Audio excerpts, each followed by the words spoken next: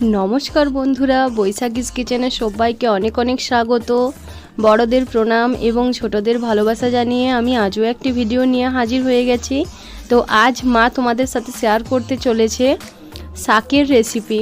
তো তোমরা সবাই এরকমভাবে একবার শাক রান্না করে দেখো, খুবই সুন্দর লাগবে খেতে। বন্ধুরা, মা তোমাদেরকে নমস্কার জানিয়ে উনুনে কড়াই চাপিয়ে দিয়ে দিল জল।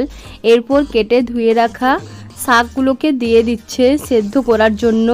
তো তোমরা রেসিপিটা দেখো, স্কিপ না করে সম্পূর্ণ প্রসেসটা দেখো, আর এভাবে একবার রান্না করে দেখো, সত্যি খুবই সুন্দর লাগে খেতে।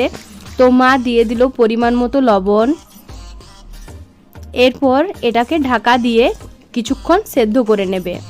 তো দেখো বন্ধুরা, মা আরও একবার ঢাকা খুলে শাকটাকে নেড়ে চেড়ে আবারও ঢাকা দিয়ে দেবে। তো তোমরা সম্পূর্ণ প্রসেসটা দেখো। আর আমাদের শাকসবজি খাওয়া শরীরের পক্ষে খুবই উপকারী বন্ধুরা।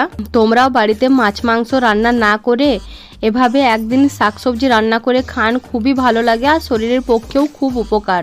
এরপর মা উনুনে কড়াই চাপিয়ে আবারও তেল দিয়ে দিল, সরিষার তেল। এরপর দিয়ে দিল চেরা কাঁচা লঙ্কা, তারপর কিছু রসুন থেতলে দিয়ে দিল। এরপর এটাকে একটু ভেজে নেওয়ার পর দিয়ে দিতে হবে একটা আলু। এরপর এটাকে ম্যাশ করে নিতে হবে।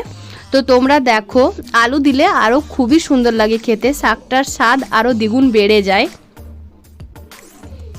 তো তোমরা দেখো, এরপর দিয়ে দিতে হবে পরিমাণ মতো লবণ। আলুতে যতটুকু লবণ লাগবে ততটুকুই দিতে হবে, কারণ শাকটা সেদ্ধ করার সময় যে লবণ লাগবে সেটা দেওয়া হয়ে গেছে। দেখো, এরপর শাকটাকে দেওয়ার পর ভালো করে নেড়ে চেড়ে মিশিয়ে নিতে হবে। এরপর দেখো, এরপর এটাকে নামিয়ে নিতে হবে। তারপর তোমরা এটার উপর যে দিতে পারো গুঁড়ো নারকেল, তোমরা দোকানে কিনে রাখা গুঁড়ো নারকেলও দিতে পারো। আমরা কুচনো নারকেল দিচ্ছি। এরপর দিয়ে দেব গুঁড়ো করে রাখা বাদাম। এরপর এটাকে দিয়ে ভালো করে ডেকোরেট করে নিতে হবে, দেখতেও সুন্দর লাগবে আর খেতেও সুন্দর লাগবে।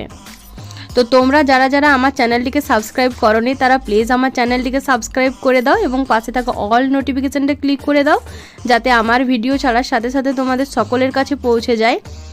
আর যদি ভালো লাগে তাহলে অবশ্যই কমেন্ট করে জানাবে। আর তোমরা আমার ভিডিও শেষ পর্যন্ত দেখছো তাদের সকলকে অনেক অনেক ধন্যবাদ। তোমরা সবাই ভালো থেকো, সুস্থ থেকো। তো বন্ধুরা, কেমন হয়েছে তোমরা অবশ্যই জানাবে। আর এভাবে একবার ঘরে রান্না করে দেখো, খুবই সুন্দর লাগবে খেতে। তো সবাইকে অনেক অনেক ধন্যবাদ। এভাবে আমাদের পাশে থাকো। ঠিক আছে বন্ধুরা, দেখা হবে পরের ভিডিওতে। ধন্যবাদ।